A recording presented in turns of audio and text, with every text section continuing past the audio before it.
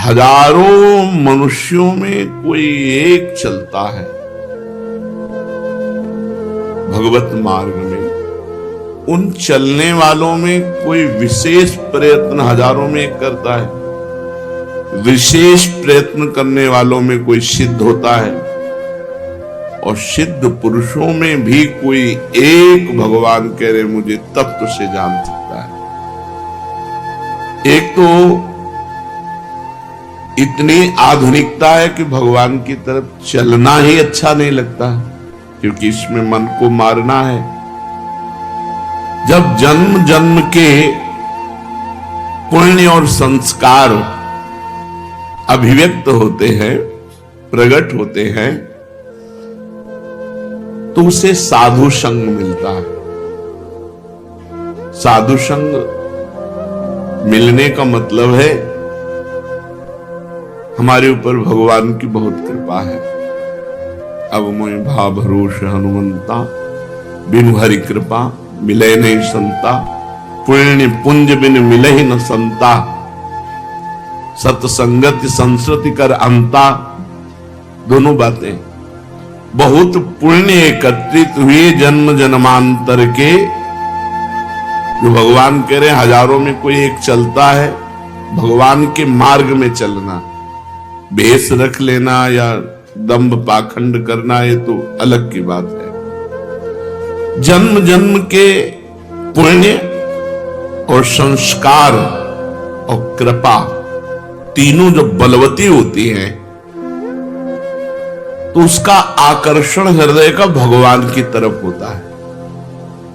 आकर्षण खींचा हो भगवान की तरफ, उसके हृदय में लालसा बनने लगी कि बहुत सही काम है भगवान का भजन करना, और कोई हाँपना नहीं है, सब कुछ छूट जाना है। यार एक बार तो भगवत प्राप्ति कर लेते हैं, क्या होती भगवत प्राप्ति, एक बार तो देखते हैं भगवान का भजन करके। ऐसी जिसकी इच्छा हुई तो बहुत जन्मों के पुण्य संस्कार कृपा एक साथ जब उदय होती है, तब उस मनुष्य के अंदर, उस प्राणी के अंदर ये बात आती है कि मैं भगवत प्राप्ति करूं। अब उसे सत्संग मिलता है पुण्य प्रताप से, भगवत कृपा से, तब उसके अंदर सद्विचार जागृत होते हैं। फिर वो शास्त्रों के अनुसार अपना जीवन चलाना चाहता है। जैसा सत्संग में सुना, बिल्कुल समझ लेना, अगर एक भी आचरण संत वाक्य या शास्त्र वाक्य के विपरीत है, वही आपकी साधना को चौपट कर देगा। एक भी आज्ञा का उल्लंघन आपको फंसा देगा माया में। अब वो अपने हृदय के भाव को लेकर चला, पूरी शक्ति लगा करके वो भजन करना शुरू किया।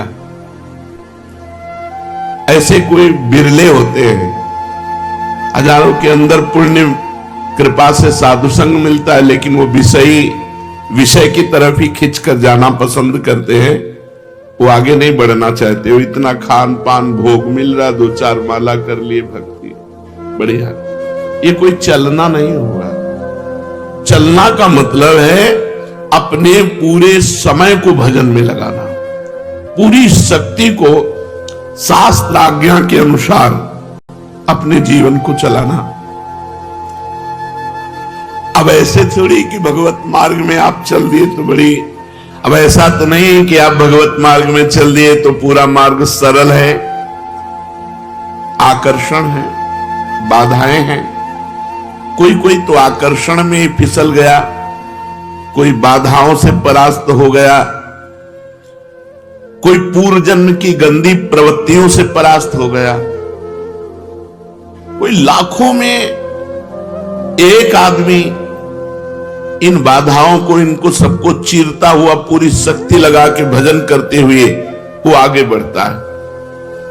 उसे भगवान कह रहे हैं कि प्रयत्न करने वालों में हजारों में कोई एक। प्रयत्न, अभी प्रयत्न के लिए जो आवश्यक बात बताई, जैसे आपको गुरुदेव मिले, मंत्र मिला, तो मंत्र सिद्ध करने के लिए स्थान चाहिए। किसी संत का सिद्ध पीठ स्थान या पुण्य क्षेत्र, पवित्र तीर्थ या गंगा यमुना का किनारा या कोई पूज्य पर्वत शिखर या तुलसी कानन, गौशाला, देवालय, पीपल, आंवला का वृक्ष। वीडियो को स्किप ना करें, वीडियो को पूरा देखें। राधे राधे। या बड़ा सरोवर, उनका तट, पवित्र सरोवर, उनका तट, इन पे मंत्र सिद्ध होता है। इन जगहों में मंत्र जपने से सिद्ध होता है। एक बार वर्णन किया गया था कि घर से 10 गुना भजन का प्रभाव गौशाला में, और गौशाला से 100 गुना बढ़कर लाभ मिलता है पवित्र जंगल, एकांत सुनसान जंगल से 1000 गुना सरोवर, तालाब, कुंड, उससे 1,00,000 गुना यमुना जी के तट पर, गंगा जी के पावन तट पर, उससे 1 करोड़ गुना पवित्र पर्वत, गिरिराज जी, कामदेव जो वहां कामदगिरी, चित्रकूट, ऐसे पवित्र पर्वतों में, उनसे बढ़कर कई गुना भगवान शिव के मंदिर, भगवान राम के मंदिर, हरि के मंदिर जहां विराजमान है, उन मंदिरों में, और अरबों गुना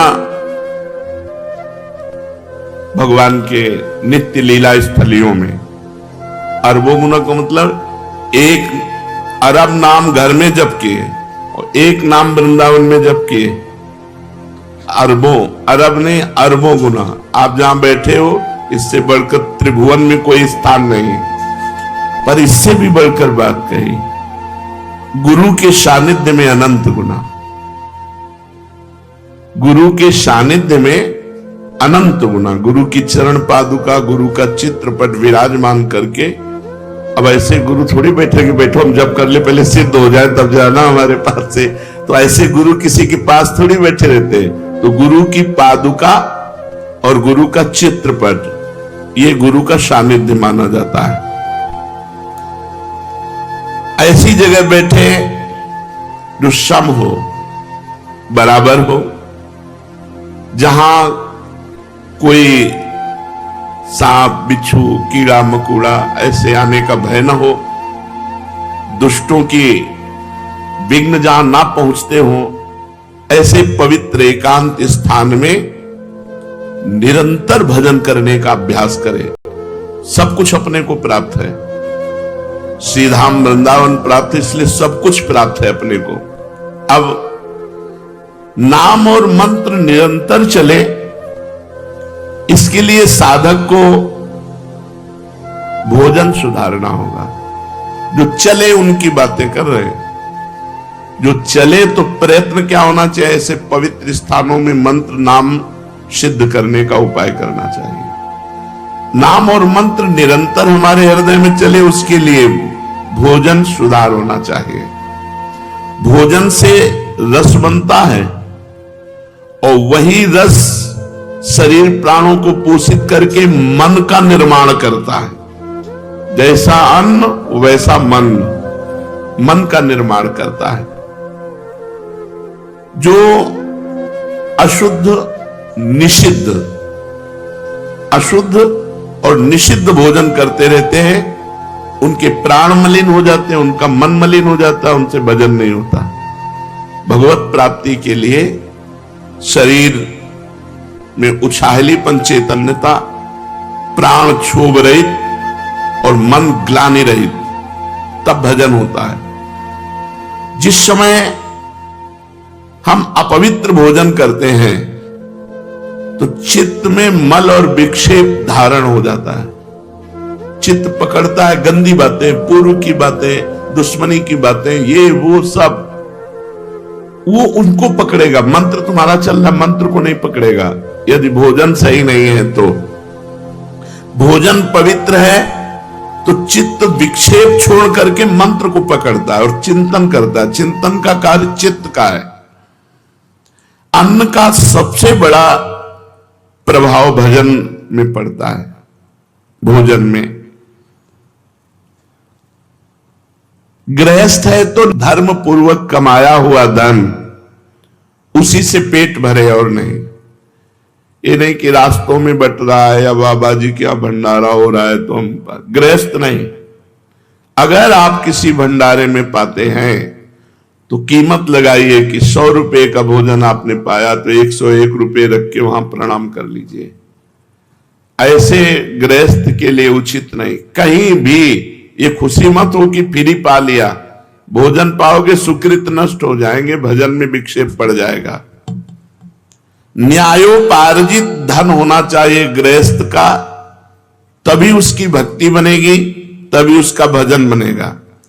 अन्याय से, बेईमानी से, चोरी से, छल कपट से पाया हुआ धन और उससे जो अन्न पाया जाएगा उसकी क्रिया ही मूल में अशुद्ध है तो वो भजन नहीं कर पाएगा, उसका भजन सिद्ध नहीं होगा। बड़ा विक्षेप युक्त कोशिश भी करेगा तो भजन नहीं होगा। अगर पूरा भोजन आपका पवित्र है, गंदी कमाई का है तो भजन सवाल नहीं। भोजन चित्त का निर्माण करता है। चित्त मंत्र या नाम को पकड़ता है। जो अन्यायी है अन्याय से धन एकत्रित करता है, भूल जाए कि वो भजन करेगा। पाखंड माला हाथ में, मन संसार में, भजन नहीं हो। इसलिए पहले भोजन पर सुधार कीजिए। गृहस्थ है तो न्यायोपार्जित धन के द्वारा अपना उदर पोषण करे, किसी का भी फ्री पानी न पिए। देख लो आपका भजन बढ़ेगा। कोई हलवा पूड़ी रास्ते में बट रहा नहीं, आप कोई विरक्त थोड़ी गृहस्थ हो, खरीद के खाओ, पवित्र जगह से खरीद लो। यदि वहीं पाना है तो 150 रुपए भेंट रख के आओ। खाली हाथ नहीं कि खाया और चल दिया, बड़ा मौज है, तुम्हारे सुकृत नष्ट हो जाएंगे। अब आया सन्यासी, ब्रह्मचारी, वैष्णव। ये भोजन कहां से पाए? इसमें सर्वोपरिवृत्ति आकाश वृत्ति। आकाश वृत्ति कहते हैं जो परमात्मा स्वयं हमारे पास पहुंचा दे। कहीं मांगा नहीं, इशारा भी नहीं किया, हमारे पास जो आ गया उसी से उदर पोषण। काशी में इसी आकाश वृत्ति से रहते थे। दूसरी वृत्ति पवित्रता में माधुकरी। मधुकर कहते हैं भ्रमर को। जैसे एक एक फूल से थोड़ा थोड़ा पराग लेकर भौरा अपना उदर पोषण करता है,